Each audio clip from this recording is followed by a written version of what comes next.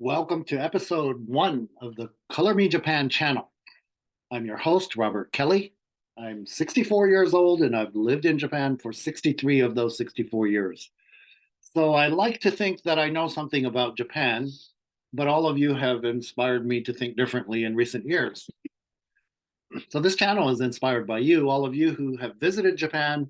For some reason, about 10 years ago, suddenly we had all kinds of people visiting Japan from all over the world. You can hear Chinese, Portuguese, French, German, English, all kinds of languages in the streets. And I don't know, maybe it was because the yen got weaker and it became much cheaper to come to Japan, but suddenly lots of people showed up. And what was interesting to me is when those people showed up, they would post it on Instagram and Facebook and YouTube, describing their experience and taking photos and posting them. And a lot of those comments were actually quite surprising and inspiring because many of the things that you say, on your first trip to Japan, you have your first impression. I've lived here for 63 years, so most of the things you say I've been taking for granted. So I said, well, in order to appreciate Japan, maybe I should check out what people around the world are saying. Different cultures, different countries, their reaction might be different. Some people might like things more than others. And I would say over 90% of the content is positive, and maybe a 10% or negative. They had some bad experiences that they wanted to share. But anyway, so you guys have inspired me. I regret that I've taken so many things for granted, but I also feel that what you're commenting is a first impression, so it's not the whole picture. So I would like to give my 2 cents, so for you to understand Japan better. Now, of course, what I'm saying is anecdotal. I just happen to live here for 63 years, non-Japanese, although my mom's Japanese, my father's an American, and giving you a little bit of my perspective, anecdotal perspective on some of the things that you've noticed and seen. So in episode 1, I'm going to take up the topic of clean streets, because it seems like everybody who visits Japan for the first time and they visit a big city like Tokyo or Nagoya or Osaka or Fukuoka or Sendai or these big cities, they're amazed at how clean the streets are. So the photo you're looking at right now is Ginza, which is like the Fifth Avenue of Japan. And as you can see, there's no trash on the streets. So most people, this is in their top 5 first impressions. Another one is, even the public toilets are clean and they have washlets on them and things like that. But anyway, so today I will take the topic of clean streets, and thank you for reminding me how clean these streets are, because I've been taking it for granted. And so many of you have commented, well, the streets are very clean, but there are no trash cans. So where do I throw my trash? Where does all the trash go? How could the streets be so clean? I don't see street cleaners walking down the street every 15 minutes. Why is it so clean? So let me give you a little bit of insight. This is anecdotal. This is me. But when I was young, I used to throw stuff on the street, right? And I think that's true of some young people. But as I got older, I started to mind my manners, because I was hammered into me at a young age. You got to clean up after yourself when you're outside. When you're at home, no. A lot of kids don't clean their own room. But when they're outside, they're very tidy. But anyway, so let's address the question of, okay, where does the trash go? Anecdotal, my case.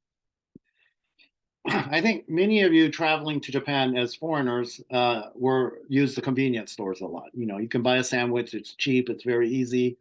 The transaction's simple, it's quick. And you'll notice that when you go to a convenience stores, there's trash cans outside, like the photo you see, right? And the different kinds, burnable trash, non-burnable trash, bottles, plastics, things like that, right? There's different kinds of trash cans. Sometimes they're outside of the convenience store. Sometimes they're on the inside of the convenience store. And this is where the trash goes. So if I go to a convenience store and let's say I bought a ham sandwich or something because I was hungry and I ate it there, well, guess where the trash is going? I'm going to eat it there. I'm not going to walk down the street and eat it, because if I walk down the street eating my sandwich, I'm going to have a problem because there are no trash cans on the streets. So normally, where you buy it, they always have a trash can, and that's where you eat it, and that's where you throw your trash, right? Now, if I'm driving, which I often am, and I'm an avid coffee drinker, so I'll pull into a convenience store, kind of like in the US, you would pull into a drive-through Starbucks, and I'll buy my iced cafe au lait, and I jump in my car and off I go to whatever meeting I'm trying to go get to. So I'm drinking it. So the trash is in the car. Now, once I'm done drinking it, it's trash, and I just leave it in the car. But for sure, sometime later in that day or the next day, I'm going to want coffee again, and I'm going to stop by a convenience store. I will throw the trash at the convenience store and buy another cup of coffee, which comes in a plastic cup. Right? So it's kind of like a pay forward. I might not throw the trash at the same convenience store that I bought the coffee at. I might throw it away at the another one where I'm buying my next coffee at. But it's kind of in my mind, it's okay. Right now, if I bring home trash from home and throw it in these garbage cans, I'm not supposed to do that. Right? So it's only stuff that you buy there. Another one is if you get thirsty, very often in Japan, there are so many vending machines. It's crazy, right? So you can buy this is a Coca-Cola machine, but there's Coke, there's coffee, there's all kinds of drinks, water also. And you'll notice if you pay attention, you'll notice that there's two small garbage cans next to the vending machine. And most vending machines have it. Sometimes it's kind of in the back so that you can't see it. Most vending machines have it. And so what you do is either you drink it there and you throw it away there, but usually you're walking when you're using a vending machine. So what you'll do is you'll buy it here. I'll be drinking my coffee as I'm walking down the street. And then when I'm done with my coffee, I want to throw it away. I'm not going to put it in my bag and carry it home. So I look for another vending machine that has garbage cans and I throw it in that garbage can. Now, I bought it at a different vending machine and I'm throwing it in the garbage of a different vending machine. But in my mind, that's pay forward. I mean, it could have gone the other way. So that's perfectly okay. And I think that's what most people do. So when they're buying stuff, they're mindful of where they're going to throw the trash away. You're just kind of trained to think like that. I don't think very many people bring their trash all the way home, right? They know where to throw the trash and they're thinking ahead. Okay. So let's get back to the matter at hand. So the streets are clean. Everybody throws their trash somewhere. My case was anecdotal, but I have a suspicion that most people do things the same way I do. One comment I read, I think it was somebody from Southeast Asia saying that, hey, these streets are too clean. All these people walking down the street every day can't be this clean. So they must have a big fine. We're just foreigners, so we don't know it. Maybe there's a $3,000 fine or a $5,000 fine, and that's why people bring their trash home. Well, let's put that matter to rest. There is no fine. The streets are clean, no fine. And I think Singapore had fines. If you throw gum on the street, it was crazy. It was like $5,000 or something. Fine. Not in Japan. So the streets are clean because people tidy up after themselves, and it's habitual. It's natural. And if you see somebody throwing trash on the street, everyone will give them a dirty look, and they will feel very uncomfortable if they pay attention to people around them. Another thing that this was actually somebody from China commenting, and their comment was interesting. They said, "Hey, look, we've caught up with and surpassed Japan in terms of economic rivalry. However, these people, the streets are clean, they're courteous, and there's so many nice things about Japan that we in China don't have yet. So Japan is 30 years ahead of us.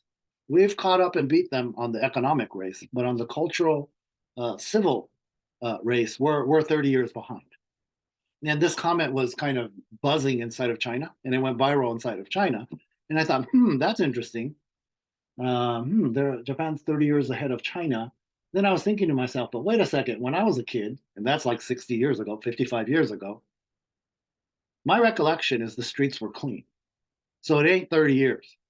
It's been at least 60 years, right? So I said, okay, well, how do I find out? Maybe it goes back 100 years. Maybe it goes back 1,000 years. Who knows?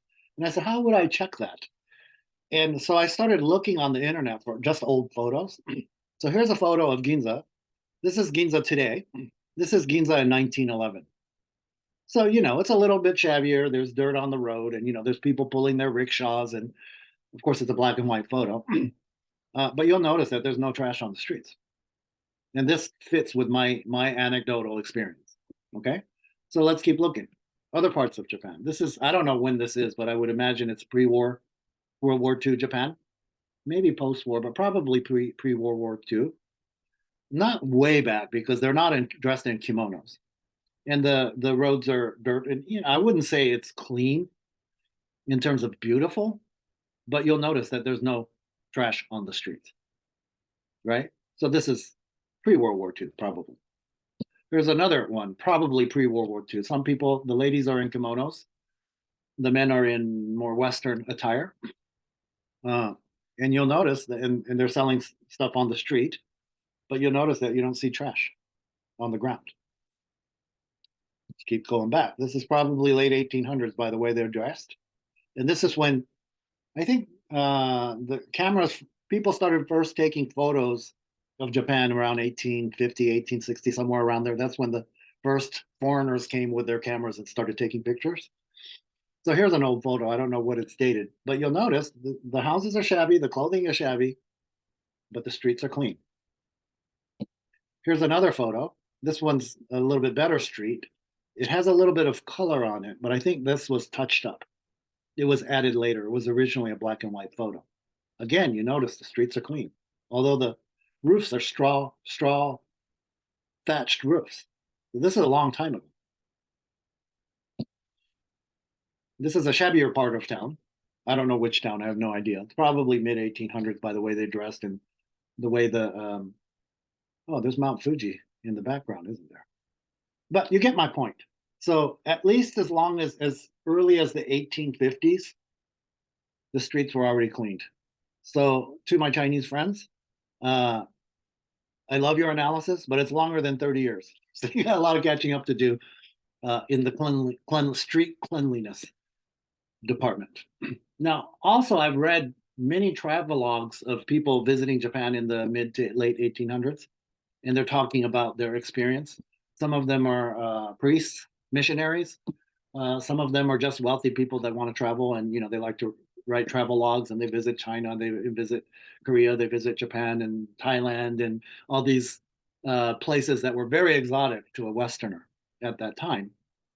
And in their travel log, when they come to Japan, they came to Edo, and there was already 1 million people. Edo is the old name for Tokyo, and there it was the one. I think it was the biggest city in the world at the time, 1 million population. And they said there's nothing on the streets. It's perfectly clean. And if a horse walks by and it drops manure on the ground, within 30 seconds the manure is gone because some kid comes and picks it up with his hands and he sells it to the merchant who's selling manure to the farms as fertilizer. So they said the smell was a little rough because they only ate fish, but the streets were impeccably clean. So I don't know how far back does this go in the Edo period. Edo period lasted 300 years. I think it started around 1500.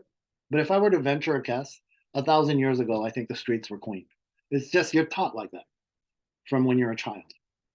So here's another one. This is definitely an old town, right? Streets are clean, and I'm not picking photos that are clean. I'm just picking any old photo that shows the streets. This is a picture of after the World Cup. This is the Japan team's locker room. And of course, after a game, usually it's all dirty and it's wet and, there's all kinds of towels and stuff laying around. But when the Japan left team, this is how they left it. And the cleaning people came in to clean it. And it's like cleaner than it was when they got there. And they made some origami ornaments and they left a thank you note to the cleaning people and all the people that work at the stadium. This is very, very typical. Of course, this is a little dramatic, but this is very, very typical Japanese behavior. So if I stay in a hotel, although I'm not Japanese, but I practically am, I clean up my room. I don't leave it a total mess. I tidy it up a little bit to make it easier for the cleaners, and I don't want them to think that I'm a slop, right? So that's how it is. So the streets are clean, but they've been clean for a long time, and you're taught to clean up after yourself since you were small. When I was little, people still slept on futons, and futons are in this closet. And every night before you go to bed, you pull it out of the closet, you lay them down, you put a sheet over it, and then you bring your pillow out and your cover and you sleep on it. And then every morning, what you do is you fold the futons up and you put it back in the closet, and that room becomes the living room, right? The room is a multi-purpose room because there's no stationary bed, and every kid over maybe 6 years old would be required to put their own futon back up every night, right? So I mean every morning. So it's ingrained into you. When you go to Japanese schools, the janitor doesn't clean up your room. the kids clean up the room. They're taught to be tidy and look up after yourself. That's kind of fundamental to being uh, a decent human being. So that's it for episode one. I hope it gave you a little bit more to depth and understanding in Japan in the culture. I hope you guys keep coming back and keep reminding me of new great things about Japan and the bad ones too. I'll respond to the bad ones too. But thank you very much. This is the end of episode one. Bye bye. How do I turn this off?